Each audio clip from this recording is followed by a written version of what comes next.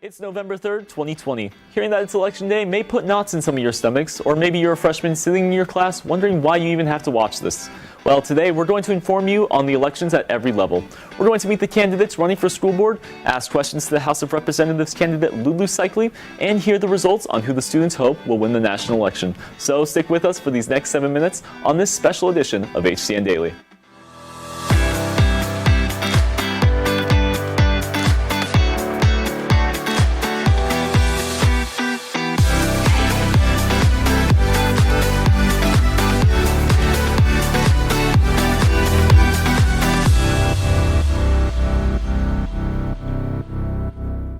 Good afternoon, Rock Nation. From Studio 1060, I'm Beau Cormican here hosting your HTN Daily Election Day special. To those of you worried that we're about to get overly political, don't worry. As with all of our shows, and especially with this one, we strive to make this informative and entertaining for you, and we want to be as unbiased in our presentation as possible to give you just the facts. With that said, we are human here and may make some mistakes, so cut us some slack. We're going to start the show today with some updates from the polls. More than 13,000 people have cast their votes at Prosper Town Hall this year. Trois Murphy is at the Town Hall building now. Trois, what are you seeing today? Thank you, Beau. We are live in Town Hall in Prosper, where many people are coming out to vote during their lunch breaks. The lines are not as hectic as we have seen with early voting, yet there are still many people coming out to vote. If you are of age and registered to vote, you can come here to Town Hall and vote, as well as Collin College campus in McKinney and Fire Station number 7 in McKinney. Nearly 10 million Texans have already voted as of last night, and we're hoping many more will as polls not close until 7 p.m. tonight. That's all the update we have for you from Town Hall in Prosper. Back to you, Beau. Thank you, Trois. One of the parts of the ballot that people are voting on at the Town Hall is the school board. They're the people that make the overall decisions for the place you and I are sitting in right now. This year, there are 2 spots up for grabs on the Prosper ISD school board. Last week, Anica Hankey sat down with candidate Drew Wilborn to hear how his Down syndrome son inspired him to run. Well, this week she was able to catch up with the other 2 candidates running for place number 2. That's how you do it. Your voice matters, especially in local elections. Election Day conjures up images of 2 head candidates running to be the leader of the country.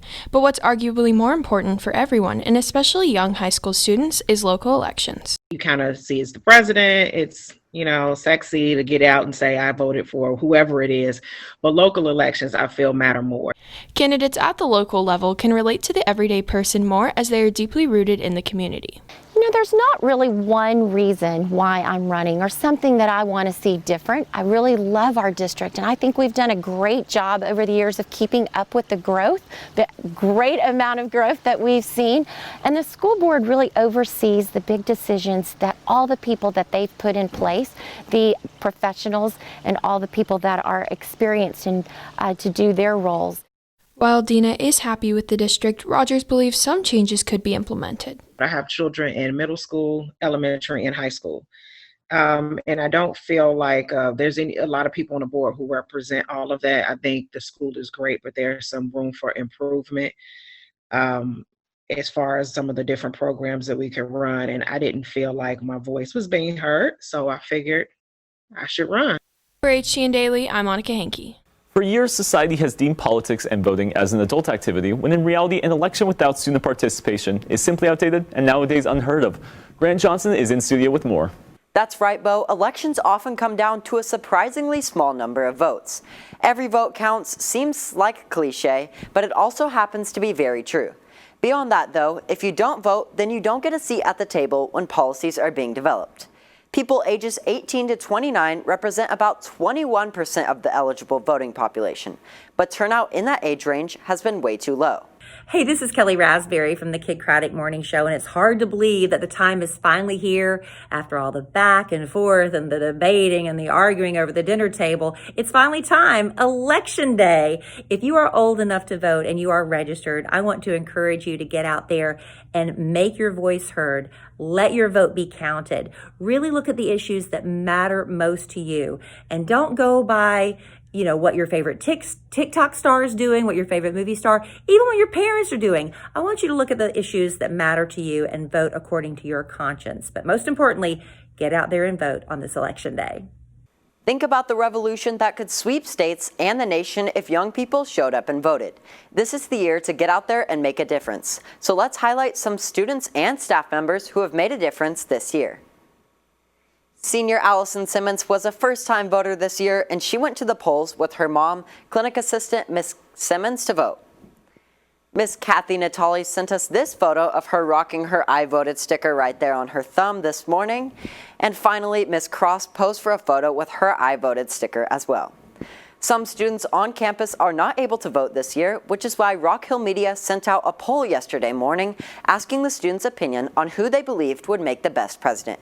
We received over 240 votes, which is just over 20% of the student body. Here are the results. 61.2% of you guys said that Joe Biden would make a better president, and then 38.8% said President Donald Trump would make a better president. And while this does give you a general idea of who our school would have voted for, we'll have to wait for the official results, which are expected in the coming days. There are many ways students in that survey form their opinions, and one of them is social media. Screen time is a teenager's worst enemy, with social media platforms like Snapchat, Instagram, and Twitter captivating our minds for what seems like hours. And with the abundance of political campaigns plastered across social media feeds, Madison Wells highlights just how much of an impact social media can have on political opinions. Teens spend an average of 7.5 hours on their phones every day, with 3 of those hours strictly spent scrolling through the feeds of their social media pages. With all of that time spent on these applications, it's no surprise that apps like Instagram and Twitter can start to influence people's opinions. I think it has a great impact. It's where I get my information sometimes. Seeing what the candidates tweet out really does have an influence on how I perceive them, and I feel like regular voters also feel the same way.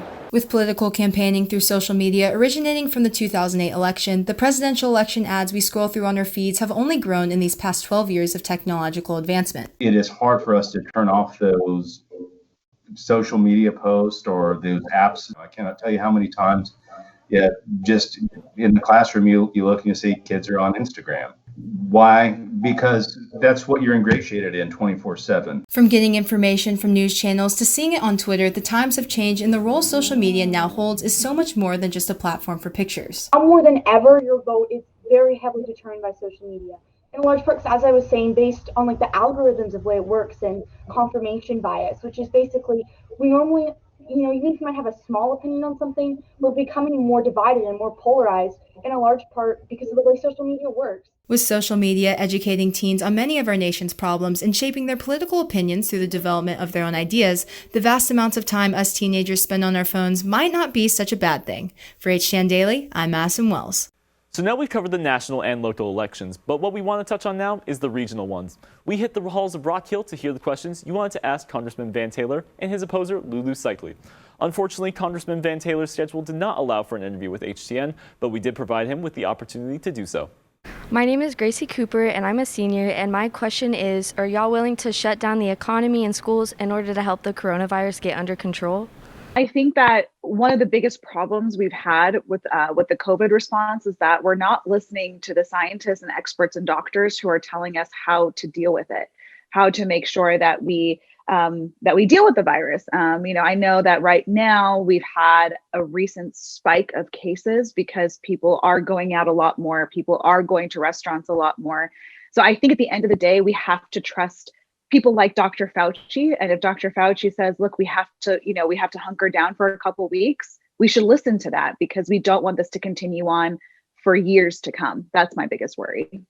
Hi, I'm Alexis at Tumarong, and I'm a senior here at Rock Hill. And I have one question for you is how are you going to protect the women's rights with the reproductive system? This was actually one of the bigger reasons why I hopped into the race, because only being 34 years old and growing up in Texas, I've seen my women's reproductive rights being threatened to be taken away too many times. One time is too many, but a dozen times is even worse.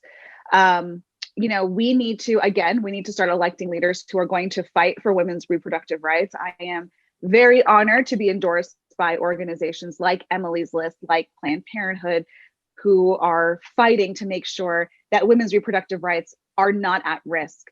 Again, we can't continue electing candidates who want to strike down Supreme Court decisions that are going to remove reproductive rights, like my opponent. And we need to elect more women. I think that's a big thing. We have to elect more women. The United States Congress right now is about 24% women.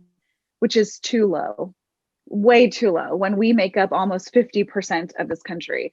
So I'm hoping to be part of this new generation of women who can step up to make sure that our reproductive rights are protected, that the government doesn't tell us what we can and can't do with our body. That's none of their business. It's our business with our physician. Hello, my name is Khshaeta. I'm a junior at Rock Hill High School, and I just had a simple question. What are you going to do for us, for the small businesses who have been affected by the COVID? How are we going to recover from this, and any future plans for us? Thank you. We've had a bill, the United States Congress passed a recovery bill back in May to help small businesses, to put more money into small businesses to help those working families.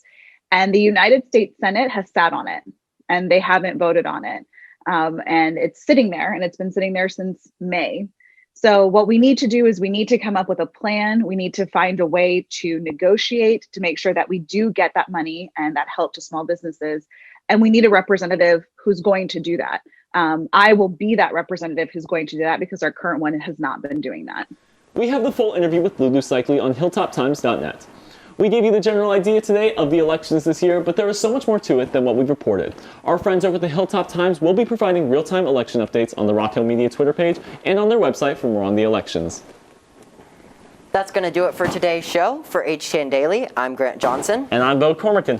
Mask up and go vote.